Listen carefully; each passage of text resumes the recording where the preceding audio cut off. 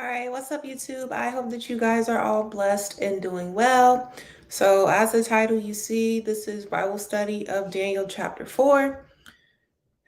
Um, I really have a lot going on, trying to pack and all this type of stuff like that. But after praying this morning, I can't shake the feeling of needing to do this Bible study. So, we are going to study the Bible in Daniel chapter 4. And Daniel chapter 4 specifically goes into like some dreams and visions that Nebuchadnezzar has and Daniel interpreting them. So, as far as like a content that's been in my channel like the past week, dealing very much with like spiritual things and dreams like that, this chapter is really perfect to study in that sense. So here we go. Also, feel free if anyone's up watching this to leave your comments, or you can also click the link and come on the screen. Don't be shy, don't be scared. But yeah. So anyway, starting right at verse 1, and I hope everyone can see that when anyone ever comes across this. All right. Verse number 1. Nebuchadnezzar, the king, unto all people, nations, and languages that dwell in all the earth, peace be multiplied unto you. I thought it good to show the signs and wonders that the high God had wrath towards me. So remember, Nebuchadnezzar served other gods, but now when he's talking about the high God, he's talking about the Most High God, which is, it shows, if you've been around for Bible studies or you've read this on your own, it shows the vast difference of how Nebuchadnezzar was in chapter 1 versus how he is now in chapter 4, that he's even acknowledging the Most High God.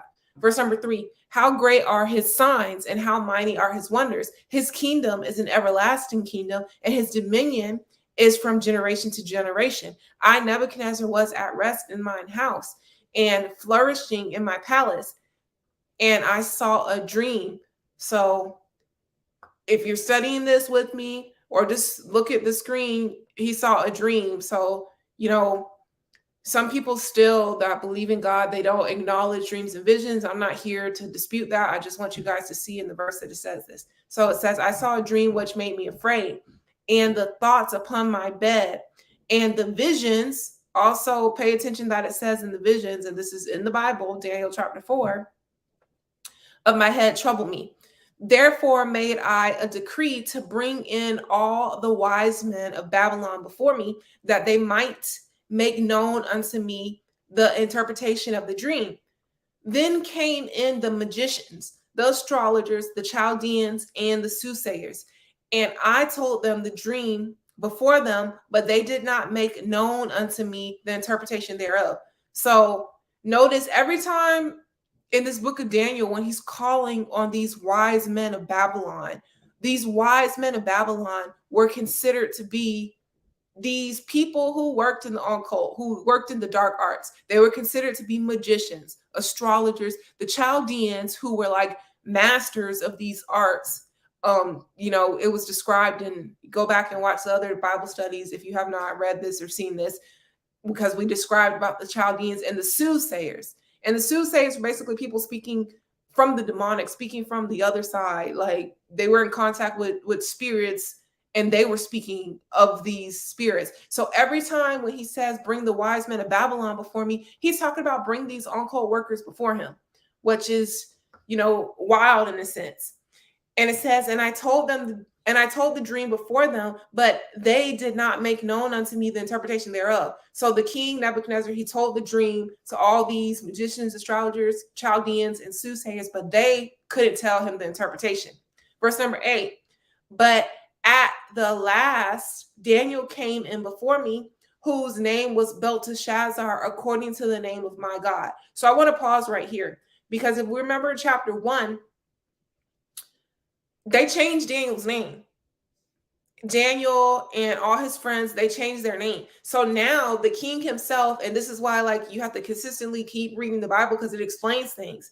It says, I put a note, remember in chapter 1, he changed Daniel's and his friends' names. Now it's being revealed that these names were changed according to the name of his gods. So now the king is saying this, and we described it back in the other chapters, but this is right here in the Bible.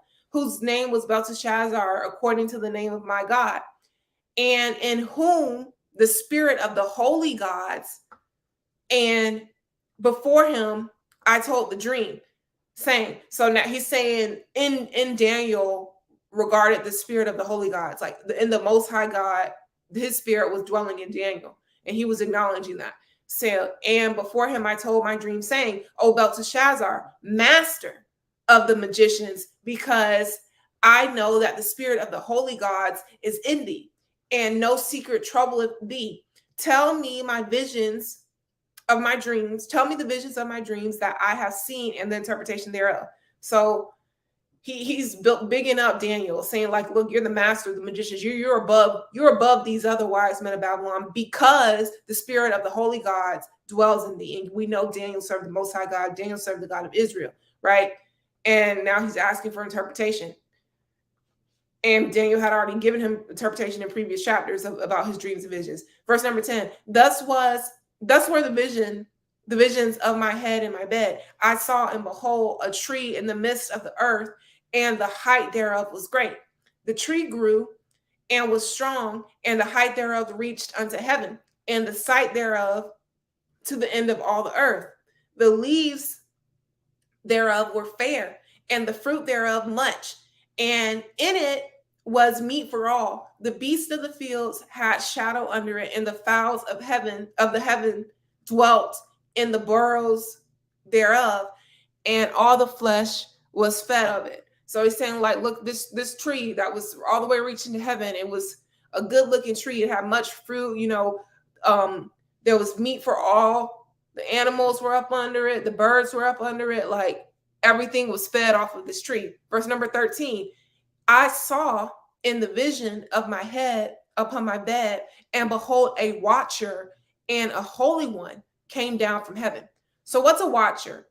Upon research that I did previous to this, in December 18th, I guess I wrote this note. A watcher is an angel dispatched to earth to watch over humans, also described as holy ones. So that's the definition that I got. If anyone has a better definition or more in-depth definition, feel free to leave a comment or feel free to say anything about it. I'd like to know. Verse number 14, he cried aloud and said, thus, hew down. So the watcher, or this holy one, aka this angel of like a high regard, he's the one that's crying aloud saying this. So he cried aloud and said, thus, hew down the tree and cut off his branches, shake off his leaves and scatter his fruit. Let the beast get away from under it, and the fowls of his branches. So he's saying, like, shake this tree, cut the branches off, all that good stuff, all these animals and stuff that are hiding under it, shake them off from the branches, these birds and stuff. Nevertheless, leave the stump of the roots in the earth, even with a band of iron and brass, in the tender grass of the field, and let it be wet with the dew of heaven, and let his portion be with the beast in the grass of the earth. Verse number 16, let his heart be changed from man, and let a beast heart be given unto him, and let 7 times pass over him. So this is important here. I feel like this is important. I want everyone to see this part. I'm going to highlight it. It's already in a different color, but let me really put it here. Let his heart be changed from man's, and let a beast's heart be given unto him. Keep that in mind as we continue. Verse number 17. This matter is by decree of the watcher. So this matter is by decree of those high regarded angels, and in the demand by the word of the holy ones, to the intent that the living may know that the Most High ruleth in the kingdom of men, and giveth it to whosoever he will, and setteth up over it the beset of men. So I wrote a note. It says, take note, the words used are decree and demand. So decree, The Bible talks about us decreeing and declaring things, and demand, meaning like that's final. If it's a decreeing and demand, it's final. So let's keep going. Verse number 18. This dream I, King Nebuchadnezzar, have seen. Now thou Belteshazzar declare the interpretation thereof. For as much as all the wise men of my kingdom are not able to make known unto me the interpretation, but thou art able, for the spirit of the holy gods is in thee. So what's he saying now? He's bigging up Daniel again. Once again saying like, look, I dreamt this dream. Now tell me what it means, because everyone else I brought it to, these wise men of Babylon, these soothsayers and magicians and all these stuff like that, they couldn't tell me what this meant. So he's coming to Daniel to tell him, because, the Most High God's spirit was with Daniel and giving him the interpretation and things like that. Verse number 19. Then Daniel, whose name was Belteshazzar, was astonished for 1 hour, and his thoughts troubled him. The king spake and said, Belteshazzar, let not the dream or the interpretation thereof trouble thee. Belteshazzar answered and said, my lord, the dream be to them that hate thee, and the interpretation thereof to thine enemies. So when you see this right here, ask yourself, well, who hates the king and who are his enemies? Because this is going to be very important in the further verses.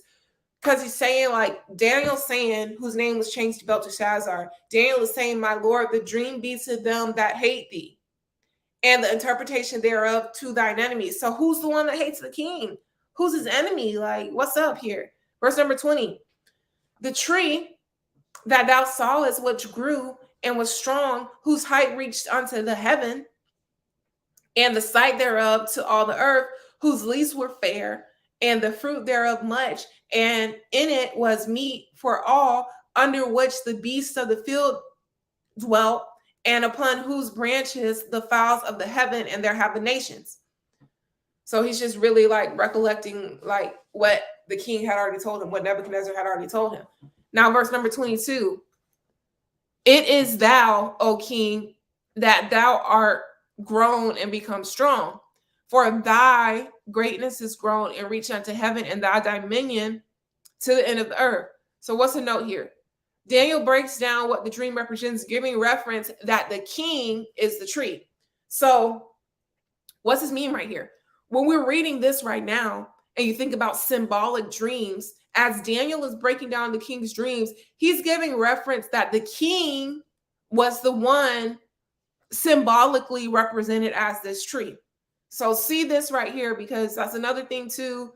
I don't want to get deep into other stuff aside from this chapter that we're reading, but sometimes people don't understand when they dream symbolic things, they don't necessarily know what the symbols mean. And as Daniel's giving interpretation, he's about to explain what the symbols mean, but he's saying that the tree that reached unto heaven was representing the king. Verse number 23. And whereas the king saw a watcher and a holy one coming down from heaven and saying, hew the tree down and destroy it. And yet, hew the tree down and destroy it, yet leave the stump of the roots thereof in the earth, even with a band of iron and brass in the tender grass of the field, and let it be wet with the dew of heaven, and let the portion be with the beasts of the fields till 7 times pass over him. What's it saying right here? Remember, the tree represents the king in the dream, and the watcher, an angel, has said to destroy it and cut it down, but leave the stump and the roots, so he can have the kingdom back and know that the Most High God is in control. Verse number 24, the interpretation. This is the interpretation, O king, and this is the decree of the Most High, which is come upon my lord the king. So what's he saying? He's saying this is God's decree concerning the king. Remember, a few verses up, it tells us that this was of those who hate the king and his enemies. So somehow, some way, like the king has made the Most High upset, and now God has to show him. Verse number 25. They that shall drive thee from men, and thy dwelling shall be with the beasts of the field, and thou shalt make thee to eat grass as oxen, and they shall wet thee with the dew of heaven, and 7 times shall pass over thee, till thou know that the Most High ruleth in the kingdom of men, and giveth it to whoever he will. Okay, a little note that I wrote about that. So who's they in this verse, chapter 25? So who's they? Is they the holy ones? Is they the watchers? Is it the spirits in submission to the Most High God? At the end of this verse, take note that it says, till thou know the Most High God ruleth the kingdom of men. So this is being done to prove to Nebuchadnezzar who's really in control. So Nebuchadnezzar is about to face this fate to prove that the Most High God is really in control. And remember a few verses up how we read that his heart was going to be taken from man's heart and he was going to be given a beast heart. So all of this is being done. All of this is being done so that Nebuchadnezzar can know for a surety, till thou know that the Most High ruleth in the kingdom of man, and he giveth it to whomever he will. So even though Nebuchadnezzar was in that position, even though Nebuchadnezzar had become in this position to be this great king or whatever, God had to show him, like, look, I'm the one that's in control of this, and I'll put people in position when I feel like doing so. It's about to make me excited. Verse number 26, and whereas they commanded to leave the stump of the tree roots, thy kingdom shall be sure unto thee, and that thou shalt have known that the heavens do rule. What's that mean? Leave the stumps and the roots, so after this, you're going to know that the heavens rule. Verse number 27, wherefore, O king, let my counsel. Another thing I want to point out in verse 26, it says, and they were commanded to leave the stump and the tree roots. Thy kingdom shall be sure unto thee. Meaning, like, you know, if you cut down a tree, but you still leave the roots, like the root cause of things is really where, if you dig up the roots of something, like, you don't, there's no chance of that thing regrowing really, because the roots are gone. But notice that they say, leave the stump and the roots. Thy kingdom shall be sure unto thee. Because even after this, like, the kingdom, the position of being king, it still was like in his bloodline, like his son or whoever became king after he finally got off the scene. So it wasn't like the kingdom was completely stripped by him. And I believe that's what this verse is kind of representing in 26. That's why it's saying, thy kingdom shall be sure unto thee. Anyway, I'm going to keep going. Verse number 27, wherefore, O king, let my counsel be acceptable unto thee, and break off thy sins by righteousness. I like that. I like that right there. Y'all see that right here? And break off thy sins by righteousness. And thine iniquities by showing mercy to the poor. That's good. That's good stuff right there. If it may be a lengthening of thy tranquility. All of this right here is really important. All of this, I feel like, is great spiritual knowledge right here. So what's it saying? O king, let thy counsel be acceptable unto thee, and break off thy sins by righteousness. So these sins, break them off by being righteous. And thine iniquities, which we know iniquities is like abusive sin. Iniquity is like pretty much, yeah, like abusive sin, just to like give a layman's term about it, by showing mercy to the poor. So you're telling me if I show mercy to the poor, that has something to do with counteracting my iniquities? You're telling me if I want to break off my sins, I can be righteous? Because this is what this verse is really saying right here. And it says, if it may be a lengthening to thy tranquility. Tranquility is like peace. Tranquility is like a form of peace. Let me see if it'll let me define it. So if you do these things, it may be a lengthening of thy tranquility, meaning you do these things, you show mercy to the poor, you break off thy sins by righteousness, it's going to lengthen thy tranquility, which it's similar to peace, but let me get the exact definition, because let me see. Tranquility, the quality or state of being tranquil or calm. The thesaurus says the peace and tranquility of Norfolk countryside. Peace, peacefulness, restfulness, repose, reposefulness, calmness, quietness, quietude. So basically, yeah, like us, this sense of peace or whatever the case is. This is what tranquility is. What's up, Goddess O? I see you in the chat. Verse number 28, it says, all this came upon the king Nebuchadnezzar. At the end, so everything that was spoken, everything that he dreamt, then everything that the watchers of these angels had told him was going to happen, it all came upon the king. All of this happened. Okay? Everything that they said was going to happen, that they declared and decreed or demanded, it happened. Verse number 29. At the end of the 12 months, he walked in the palace of the kingdom of Babylon. At the end of 12 months, he walked in the palace of the kingdom of Babylon. The king spake and said, is not this great Babylon that I have built for the house of the kingdom by the might of my power and for the honor of my majesty? While the word was in the king's mouth, there fell a voice from heaven saying, O Nebuchadnezzar, O King Nebuchadnezzar, to thee it is spoken, the kingdom is departed from thee. So look, let's go back up to verse number 28.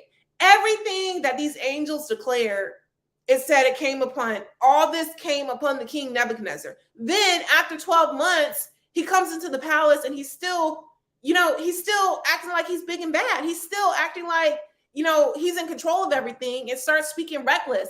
It says the king spake and said, is not this great Babylon that I have built? Look at his pride right here, that I have built for a house of the kingdom by the might of my power. Look how he's being very, very prideful, and for the honor of my majesty. So the king is coming in, Nebuchadnezzar is coming in, and once again being very prideful, bigging up himself. And it says, and while the word was in the king's mouth, so in the midst of him speaking, there fell a voice from heaven saying, O King Nebuchadnezzar, to thee it is spoken, the kingdom is departed from thee. So he came in there being prideful, big and bad, and a voice spoke out of heaven like, the kingdom's departed from thee. Verse number 32. And they shall drive thee from man, and thy dwelling shall be with the beasts of the field. They shall make thee to eat grass as oxen, and 7 times shall pass over thee, until thou know that the Most High ruleth in the kingdom of men, and giveth it to whosoever he will. So pretty much what was already spoken to him in that dream, and then the interpretation is now being told to him again, basically letting him know what's up. What's going on? Okay. It's crazy how I wanted to learn the Bible. I love your prayers. Thank you for all that you do. Thank you, Goddess O. Appreciate it. Yeah, catch it on playback or whenever you can. Studying the Bible is definitely something necessary, and I hope that you continue, to study it, even study it on your own, however you see fit. But yeah, where am I at? Verse number 33. The same hour.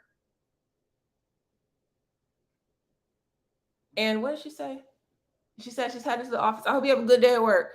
The same hour was the thing fulfilled upon Nebuchadnezzar, and he was driven from men. So in that same hour, after he spoke these things, and then the voice spoke from heaven telling him, like, look, all this about to come upon you, and your kingdom's departed from you. In the same hour was the thing fulfilled upon Nebuchadnezzar, and he was driven from men, and did eat grass as oxen, and his body was wet with the dew of heaven, till his hairs were grown like eagle's feathers, and his nails like bird claws. That's wild. Verse number 34. And at the end of the days, I, Nebuchadnezzar, lifted up mine eyes unto heaven, and mine understanding returned unto me.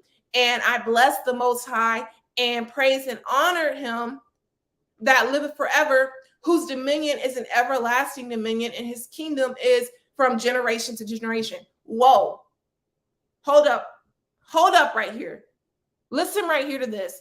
So Nebuchadnezzar, who we remember from chapters farther back, this man was prideful. This man did not believe in the Most High God. Even in the very first chapter of Daniel, he took the vessels of God and put them into the house of his gods. So Nebuchadnezzar fully served other gods. Now God has put him into submission unto his authority, and Nebuchadnezzar is saying, after all these things came upon him, he says, I, Nebuchadnezzar, lifted up my eyes unto heaven, and mine understanding returned unto me, and I blessed the Most High, and praised and honored him that liveth forever, whose dominion is an everlasting dominion, and his kingdom is from generation to generation. My mind's blown right here. My mind is fully blown every time I read this, because look, glory be to God for that. He took this man who did not believe in him. He took this man who served other gods. He took this man who had no type of reverence for him. He bring in people who were just children, Daniel and his friends, to show him like that the Most High God was with them and how the Most High God really moves. Now to the point, this king who was prideful, did not serve the Most High God. Now he's acknowledging the Most High God and praising him and honoring him for who he is, and honoring his dominion, honoring the fact that he is completely in control. Now that right there blows my mind. Verse number 35. And all the habitations of the earth are reputed as nothing, and he doeth according to his will in the army of heaven and among the inhabitants of the earth. And none can stay in his hand or say unto him, what doest thou? Wow. So that's still Nebuchadnezzar just like glorifying the Most High God. Like, it's still Nebuchadnezzar saying like, just now he knows who God is, basically. Verse number 36. And the same time my reason returned unto me, for the glory of my kingdom, mine honor and brightness returned unto me, and my counselors and my Lord sought unto me, and I was established in my kingdom. My excellent majesty was added unto me. So remember how further up the Bible verses told us to leave the root and the stump, and that his kingdom was sure unto him. So after the voice from heaven spoke and was like, your kingdom was departed from you. And he went through all this that was declared in his dreams and interpreted to him and told unto him, that was going to happen to him. He went through all that. And then it says, I'm sorry. And for the glory of my kingdom, everything in his kingdom, it was all returned unto him. My honor and my brightness returned unto me, and my counselors and my Lord sought unto me, and I was established in my kingdom. So basically he got the kingdom back, right? An excellent majesty was added unto me. Verse number 37. Now I, Nebuchadnezzar, praise and extol. What does that mean? What does extol mean? Extol. Praise enthusiastically. Okay. So now I, Nebuchadnezzar, praise and exalt. So praise enthusiastically and honor the King of heaven, all whose works are truth and his ways judgment. And those that walk in pride, he is able to abase. Wow. So now the same king, remember, that didn't serve the Most High God, didn't glorify him, didn't worship him. Remember, this was the same king that was throwing Daniel in the lion's den. This is the same king that put the people in the furnace. This was the same king that did all that. Now he's giving glory to the Most High God, calling him like, I'm praising him. I'm honoring the King of heaven. And then I like this last part, and it says, and those that walk in pride, he is able to abase. So pretty much saying there, he's able to bring them down. What's abase mean? Let me see. Abase may refer to self-abasement. I'm gonna need a better definition than that. I'm pretty sure it means to like bring down, like behave in a way that belittles or degrades someone. Okay, that makes sense. So basically saying like, look, the Most High God, he's able to like put you in your place. For those that walk in pride, he's able to put you in your place pretty much. So I was just going to do chapter 4. How long is this right now? It's 30 minutes already. I'm just going to, let me see how long chapter 5 is, because I know like I'm going to be working and moving and all types of stuff the next few days. So, all right, I'm going to try to speed through chapter 5. All right, this chapter is good too.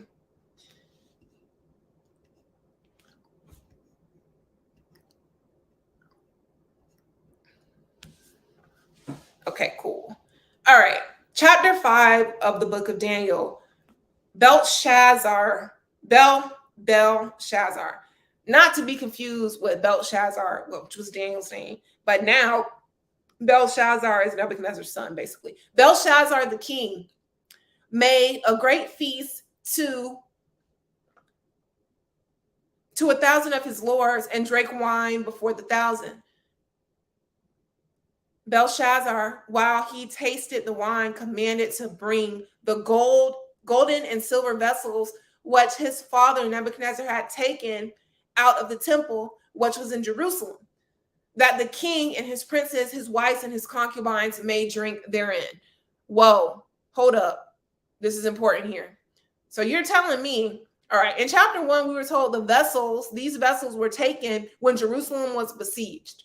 When they were besieged by Babylon and all that happened, they took these vessels and they had vessels of the house of God, and Nebuchadnezzar put them in the house of his gods. So recall that. Now his son all of a sudden wants to drink out of these precious vessels.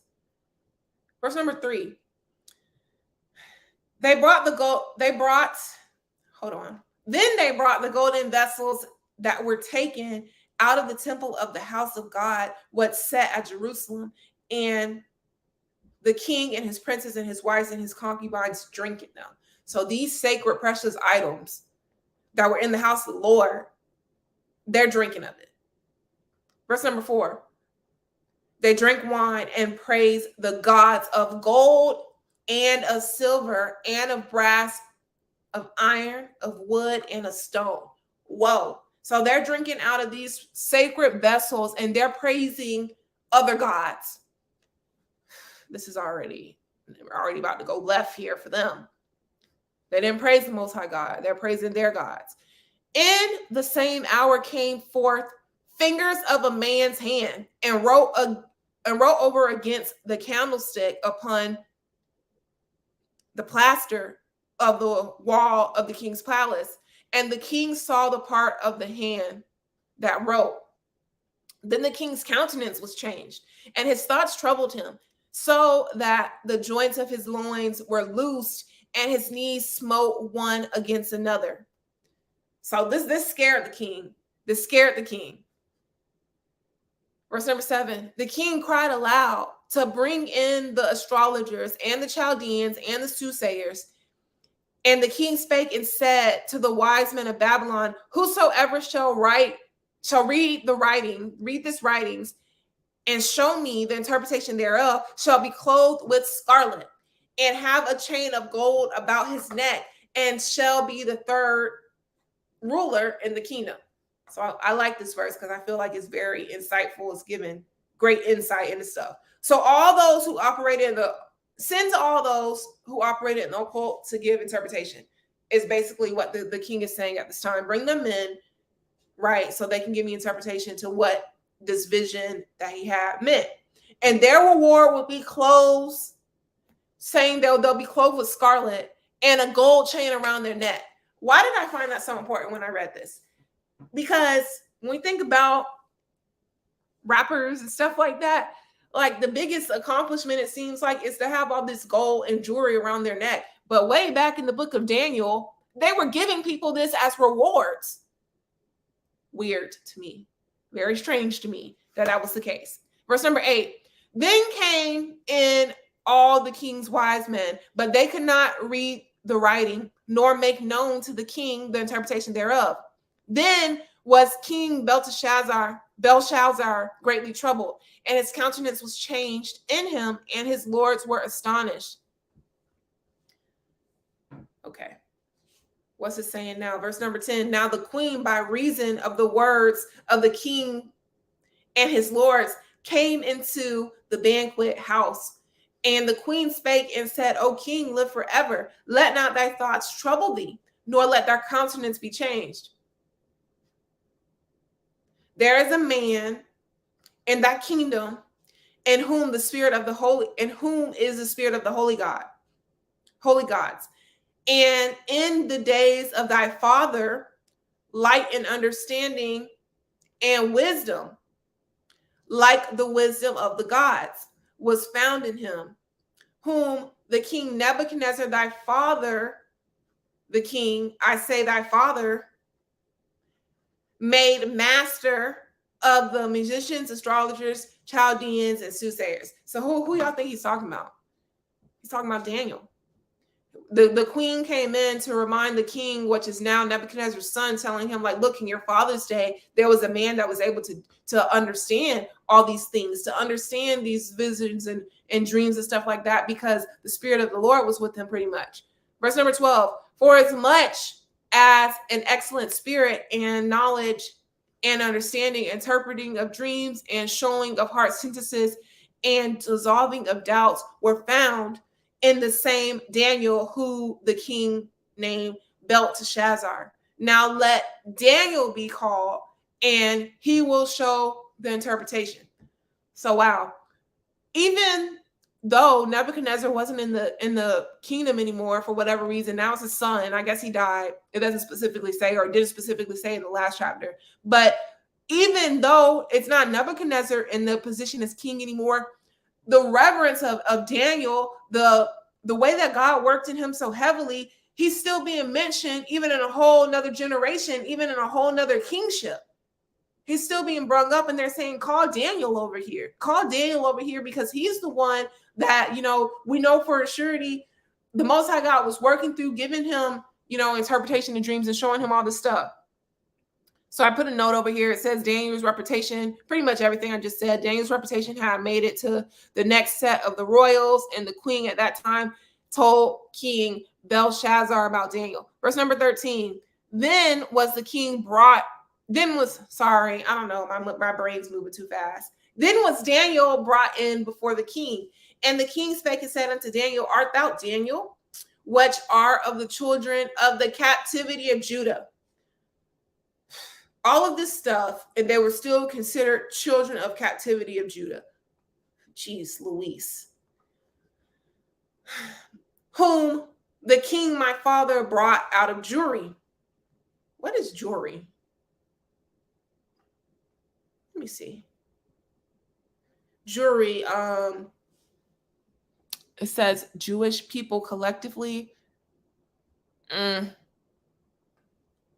I don't know how I feel about that definition. I feel like it's deeper than that, but I don't really have the time to investigate right now. I feel like it's deeper than that. I'll get into it later. But anyway, verse number 14. I have even heard of thee that the spirit of the gods is in thee, and that I have even heard of thee that the spirit of the gods is in thee, and that light and understanding and excellent wisdom is found in thee. Verse number 15. So pretty much the king is telling Daniel, look, I heard about your reputation. And now the wise men, the astrologers, have been brought in before me, that they should read this writing and make known unto me the interpretation thereof. But they could not show the interpretation of the thing. And I have heard of thee that thou canst make interpretation and dissolve doubts. Now, if thou canst read the writing and make known to me the interpretation thereof, thou shalt be clothed with scarlet and have a chain of gold about thy neck, and shalt be the third ruler in the kingdom. So look, once again, he's offering these nice clothes and gold chains. This was way back in the Bible days. Nice clothes and gold chains were being offered as rewards. And in the latter part, he says, and shall be the third ruler of thy kingdom. What's Daniel have to say? Tell me what Daniel said. Then Daniel answered and said before the king, let thy gifts be to thyself and give thy rewards to another. So Daniel said, I don't want it. I don't want the gold chain. I don't want the scarlet clothing. I don't want that. I don't want it. Come on, Daniel. He's just making me happy. He didn't want it. Then Daniel answered and said before the king, let thy gifts be to thyself and give thy rewards to another. Yet I will read the writing unto the king and make known to him the interpretation. O thou king, the Most High God gave Nebuchadnezzar thy father a kingdom and majesty and glory and honor. Verse number 19. And for the majesty that he gave him, all people, nations, and languages trembled and feared before him, whom he would slew and whom he would kept alive, and whom he would he set up, and whom he would put down. But when his heart was lifted up and his mind was hardened in pride, ooh, that's good stuff. But when his heart was lifted up and his mind was, highlight that. But when his heart was lifted up and his mind was hardened in pride, he was disposed from his kingly throne, and they took his glory from him. And he was driven. This is pretty much what we read happened to him back in chapter 4, which we just read, verse number 21. And he was driven from the sons of men, and his heart was made like the beast, and his dwelling was with the wild asses. They fed him with grass like oxen. So he was out there eating like he was an animal, eating the grass like an oxen. And his body was wet with the dew of heaven, till he knew that the Most High God ruled in the kingdom of men, and that he appointed over it whomsoever he will. And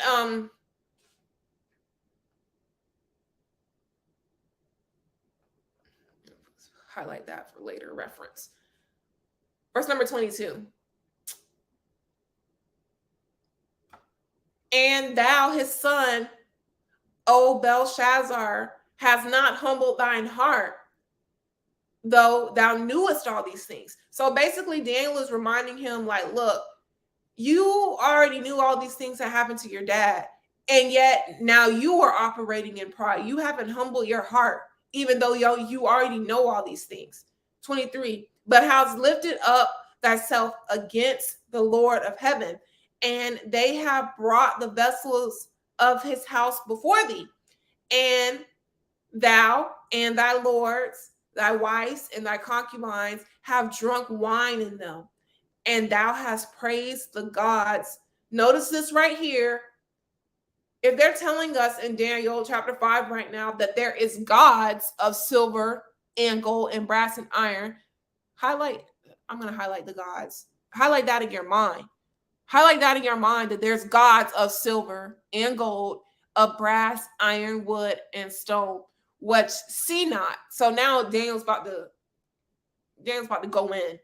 They worship these gods, but Daniel's like, look, which they see not, nor hear not, nor know, and the God in whose hand thy breath is, and whose are all thy ways, has thou not glorified. So what's Daniel saying right here? He's like, you're serving these gods of silver and gold and all this other stuff, but the God whose hand thy breath is in, meaning he has the power for you to live, whose hand thy breath is in, and who are all thy ways, everything that has anything to do with you and your whatever, he's in control of that, and you're not glorifying him. That's what Daniel's basically saying. Verse number 24, then was the part of thine hand sent from him, and this was the writing. This writing was written. So take note in this, because remember, they said there was like this writing on the wall, and it's telling us right here in verse 24, then was the part of the hand sent from him. So God sent this hand to write on this wall to Nebuchadnezzar's son, Belshazzar. verse number 25. And this is the writing that was written. Mene, Tekel, Upharsin.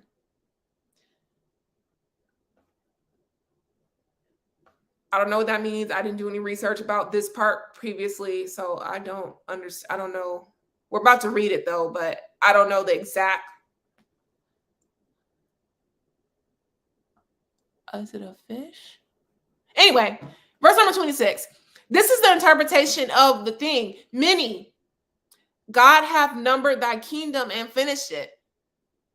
Tekel, thou art weighed in the balances and art found wanting. Let's see if it'll let me look this up.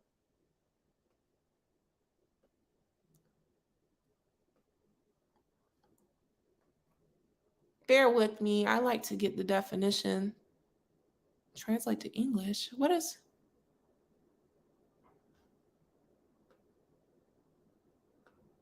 All right, it's not acting right. I'll figure that out later.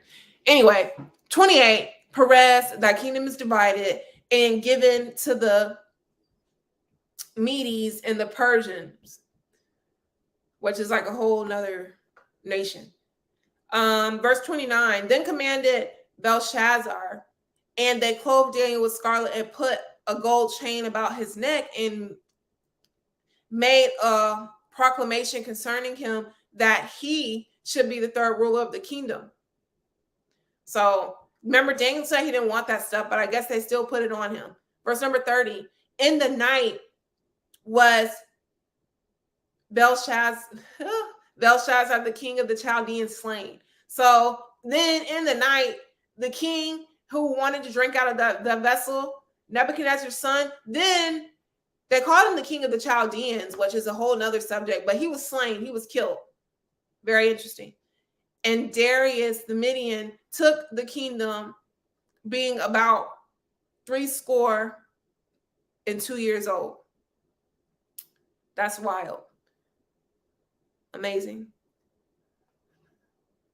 But let me see.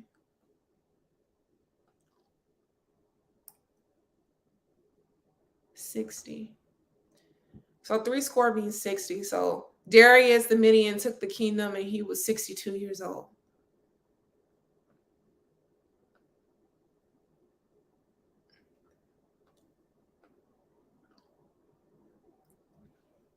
What? Anyway, I hope that you guys were edified by this video. I'm probably going to do some research into what these words, like the etymology of these words here, because I'm very interested in that. But I hope that you guys are all blessed and doing well. And until next time, I'm Cara Janelle. Bye.